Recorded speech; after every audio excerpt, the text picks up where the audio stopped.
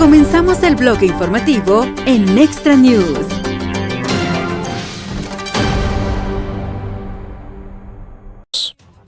Because you all covered it on the campaign trail, the president really promised the American people many things, but at the top of that list was to defeat the Biden inflation crisis and to secure our border and our homeland. And I think you've all seen in 6 months' time, the president has delivered on those two core campaign promises. Inflation is now running at a 2.1% annual rate.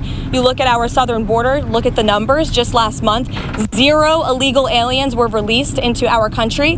And then look at what the president has done on the world stage. He has ended wars like India and Pakistan. He continues to work aggressively to end the war in Russia and Ukraine. He completely obliterated Iran's nuclear sites. He has continued to hopefully negotiate a ceasefire between Israel and Gaza to end that conflict and release all of the hostages. We've seen many of the hostages released as a result of this president's efforts. And this president is working around the clock every day to deliver on the promises he made. You also look at some of the cultural issues, to abolish DEI from our federal government and our military, to effectively end men and women's sports, which is a huge common sense policy that the American people support. And then if you look at the president's strong executive orders that have effectively ended the chemical castration of young children in our country. Just today, Washington, D.C. Children's Hospital in this city has announced they are no longer going to be prescribing puberty blockers to minors. This is a huge win for America and our children. There's certainly more work to do, and the president is doing it right now, and he will continue for the next 3.5 years. But certainly we've accomplished so much in just 6 months, and I'm happy to take some questions. Go ahead. Was the president serious, or was he joking this weekend when he said he might block a Washington Commanders stadium deal if they don't change their name? The president was serious, and as part of the art of the deal, part of his negotiating skills, as you know, sports is one of the many passions of this president, and he wants to see the name of that team changed. Why is he getting involved in that? Why does he see that as part of his purview? I think you've seen the president gets involved in a lot of things that most presidents have not. He's a non-traditional president. He likes to see results on behalf of the American people. And if you actually poll this issue with sports fans across the country and even in this city, people actually do support the president's position on this and the name change. Michael. Thank you, Caroline. Michael, go ahead, and then Mary, you can go. Thank you, Caroline. What's the White House's reaction to Senator Chuck Grassley today releasing the formerly classified Clinton annex showing that the Comey-led FBI failed to fully investigate Hillary Clinton's use of a private email server, also failed to really look into thumb drives with potential national security risks on them, and emails from President Obama? It comes as no surprise, unfortunately, and I think that's why you've seen the FBI open up investigations into the individual you mentioned and some others as well. Caroline. The president just ordered the FBI to release the full Epstein files, just get it all out there. The president has said if the Department of Justice and the FBI want to move forward with releasing any further credible evidence, they should do so. As to why they have or have not or will, you should ask the FBI about that. Still anticipating getting more information, Caroline? It's up to the Attorney General. Does the president have any message for the countries that are planning to attend the two-state solution conference taking place later this month? I'm not quite sure he has a particular message for those countries. I think the president's message on this conflict we've seen in the Middle East taking place for far too long, that has become quite brutal, especially in recent days. You've seen reports of more people dying. The president never likes to see that. He wants the killing to end, and he wants to negotiate a ceasefire in this region. He wants to see all of the hostages released from Gaza. That has been a top priority for this president. Within this 6 months, we have seen many of the hostages released, including the last living American hostage, Edon Alexander, which was a result of this administration's diplomatic efforts and approach to ending this conflict. And again, this is another conflict that the president inherited from the previous administration, who was so weak and incompetent, it led to so much chaos and death around the world, but this president is focused on solving it. Kelly, go ahead. Thank you. So at 6 months, the president is also experiencing some pushback from members of his own MAGA base, especially on the matter of the Jeffrey Epstein files. Is the president satisfied that his own supporters are not heeding his call to let it go and to move on? I know the president would reject that, Kelly. In fact, he cited over the weekend some polls showing that his approval rating with the Republican Party is actually at an all-time high. He's polling 90 to 95% amongst Republicans right now. That's higher than any Republican president or any leader of this party ever. The president is the creator and the leader of the Make America Great Again movement. It's his baby that he made, and he knows what his supporters want. It's transparency, and he has given them that on all accounts when it comes to everything this administration has done, especially when it just comes to the president himself, taking questions from all of you and the press corps on a near daily basis, multiple times a week. No question is off limits here at this White House, not just for the president, but myself as well. Kelly. Immigration. Call on Kash Patel to do more. Again, as I just answered, the president has told the Attorney General and the FBI Director to release any credible evidence that they find, and he also signaled to them over the weekend to move forward with unsealing the grand jury documents that were under seal by various judges across the country, and I believe the Attorney General has taken the proper legal action to do that. Kelly. You mentioned there also Israel seen stepping up some attacks in Gaza. Has the president expressed his frustration with Netanyahu, and how does this impact the ceasefire negotiations? Well, look, the president enjoys a good working relationship with Prime Minister Bibi Netanyahu and stays in frequent communication with him. He was caught off guard by the bombing in Syria and also the bombing of a Catholic church in Gaza, which, as you know, I addressed at my briefing last week. And in both accounts, the president quickly called the prime minister to rectify those situations. And we saw Secretary Rubio intervene when it came to Syria. We saw a de-escalation there. And as for the bombing of the Catholic church in Gaza, the prime minister did put out a statement saying this was an accident and they deeply regretted that action on behalf of the state of Israel following his conversation with the president.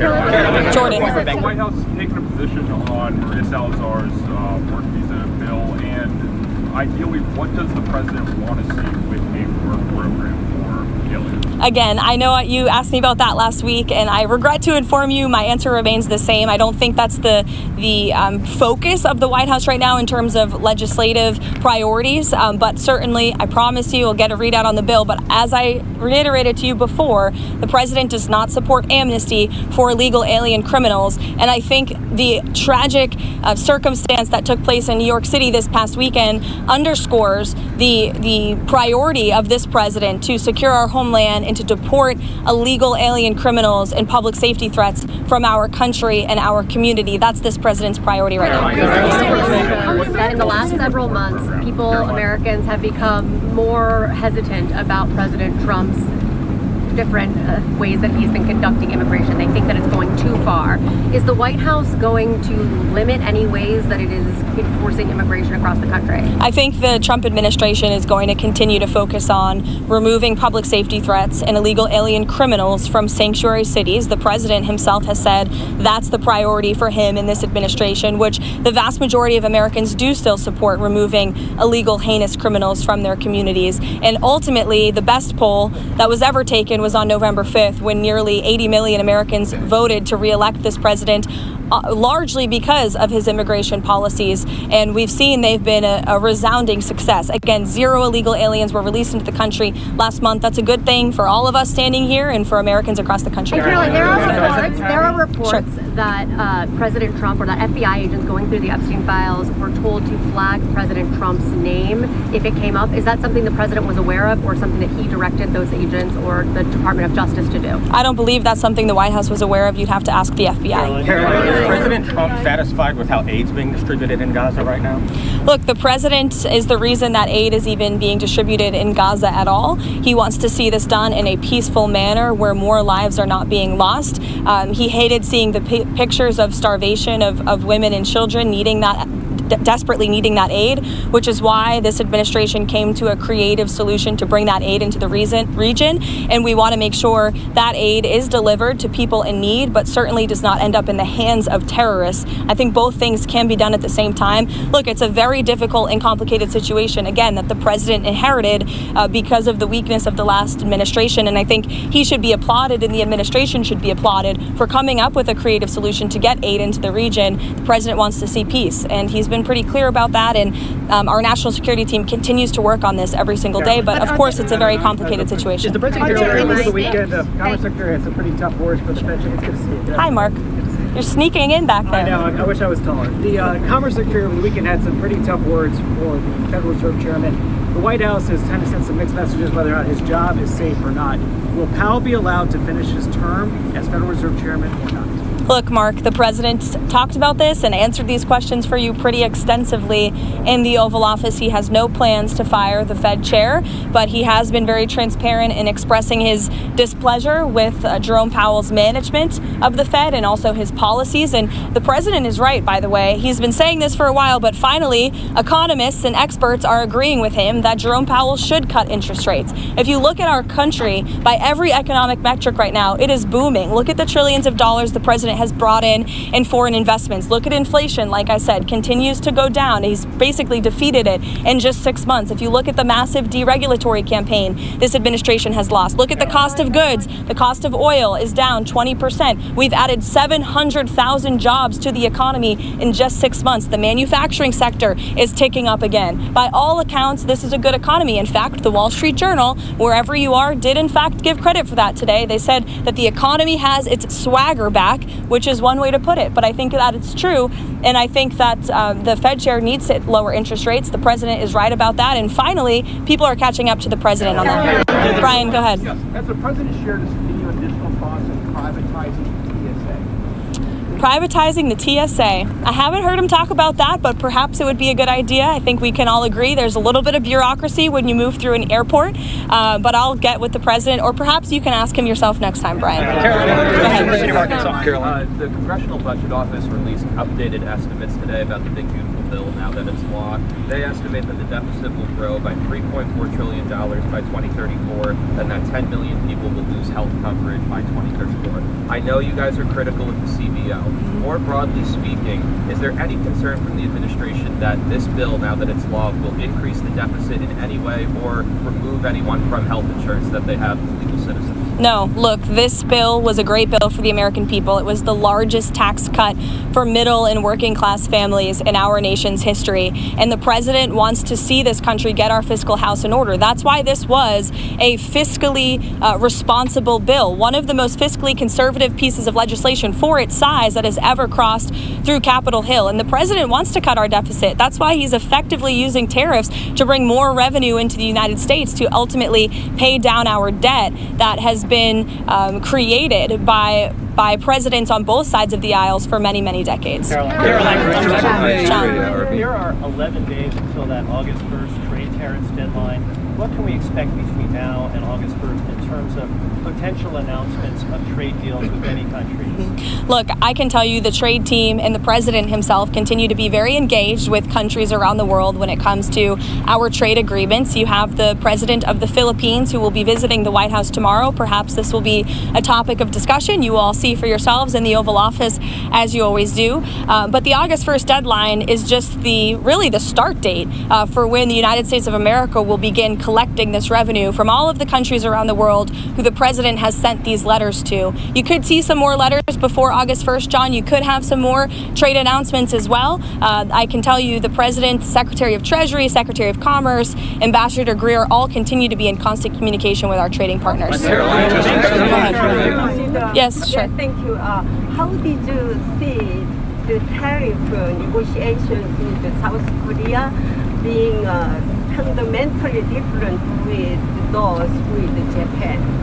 I can check in on the status of the South Korean trade talks for you. Special envoy is visiting Lebanon regarding disarming Hezbollah. Does President Trump still believe diplomacy? Who is visiting? Tom Barak. Tom Barak. Okay, thank you. Special envoy Tom Barak is visiting Lebanon regarding disarming Hezbollah. Does President Trump still believe diplomacy can work with Lebanon while Hezbollah keeps its weapons? Look, I think the president wants to see diplomacy work with Lebanon and all of the partners in the Middle East. You know, the president has been very clear when it comes to his priorities for Iran. Iran. He obliterated their nuclear capability, and I understand that the administration continues to be open to talks with Iran if we deem them necessary. As for Tom Barrack's trip, I know the president supports him and he's doing a great job in Syria. According to the House Judiciary Committee, the Biden administration sent nearly $1 billion in taxpayer funds to the left organization in Israel to oppose Israeli Prime Minister Benjamin Netanyahu. What is the White House reaction? Well, it's not a surprise to me that the previous administration sent billions of dollars overseas for useless priorities that don't advance America's interests. We've seen a lot of that, which is why this administration has been very focused on clawing a lot of that money back and making sure the American government is spending American tax dollars on America's priorities. Thank you, guys. I'll see you later. Right, Caroline Levitt speaking to the media, and again, that went on for about 14 minutes, and we brought it to you live. Muy pronto, vuelve a escuchar las noticias más relevantes en este canal de noticias.